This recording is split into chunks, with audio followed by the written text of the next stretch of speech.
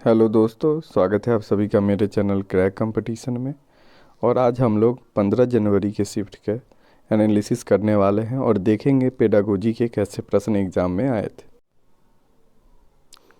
पहला प्रश्न, यदि बच्चे फेल होते हैं तो वे दर्शाते हैं स्कूल की असफलता को।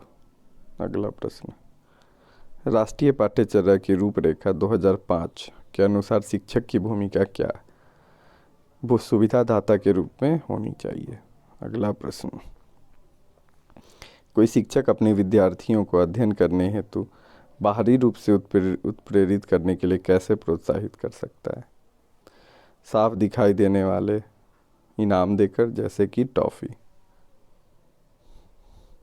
चिंतन तथा तर्क का उद्देश्य है तो समस्या का समाधान करना। अगला प्रश्न, अभिप्रेरणा क्या है? तो अभिप्रेरणा किसी कार्य को करने की इच्छा को कहलाती है।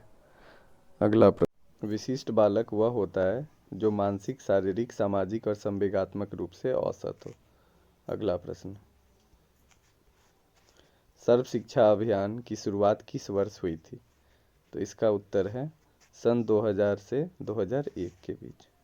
अगला प्रश्न, किसी बच्चे का दिया गया विशिष्ट उत्तर कोहल वर्ग के नैतिक तर्क के सोपानों की विषय वस्तु की किस अवस्था के अंतर्गत आएगा? अच्छी लड़की और अच्छा लड़का अनुकूलन के तहत ये आएगा। अगला प्रश्न, वाइगोत्स्की के अनुसार बच्चे कैसे सीखते हैं?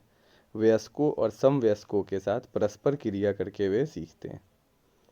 अगला प्रश्न, अध्यापिका ने ध्यान दिया कि पुष्पा अपने आप किसी एक समस्या का समाधान नहीं कर सकती है, फिर भी वह एक वयस्क और साथी के मार्गदर्शन की उपस्थिति में ऐसा करती है। इस मार्गदर्शन को क्या कहते हैं? सहारा देना कहलाता है। अगला प्रश्न, प्रचलित योजनाओं में नई जानकारी को जोड़ना किस नाम से जाना जाता है?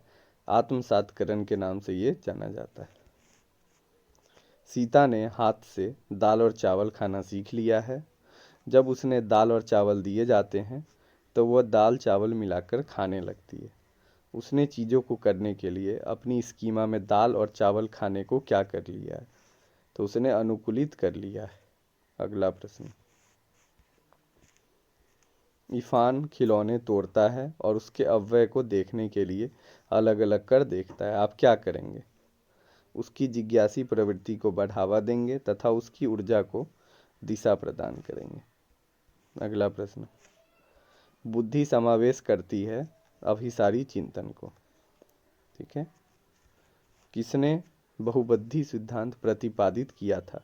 तो हार्वर्ड गार्डनर ने ये किया था। अगला प्रश्न, निचली कक्षाओं में पढ़ाते समय एक शिक्षक को प्राथमिकता देनी चाहिए, कहानी कथन को प्राथमिकता देनी चाहिए।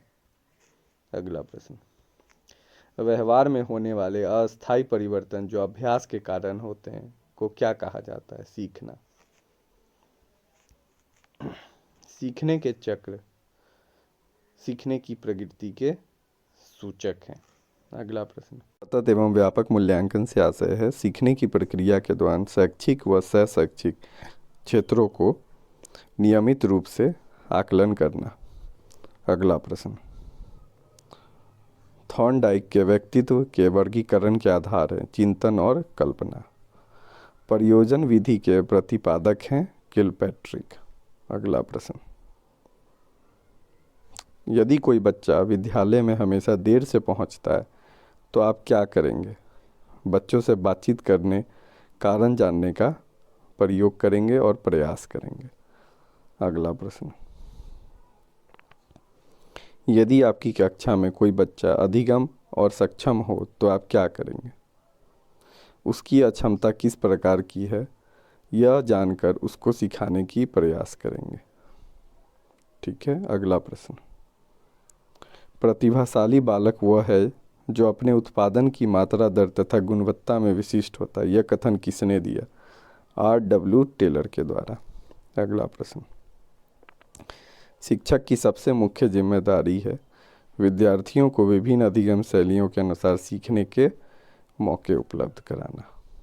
अगला प्रश्न, यदि बच्चा आपको सिखाना चाहता हो तो बच्चों से सीखिए, यह इशारा करता है। बाल केंद्रित। ये सारे प्रश्न आज के एग्ज़ाम में आए थे, और आगे भी ऐसे प्रश्नों को देखने के लिए और पेपर एनालिसिस देखने के लिए इस चैनल को लाइक करें और सब्सक्राइब करें, और कमेंट करके बताएं कि ये वीडियो कैसा लगा।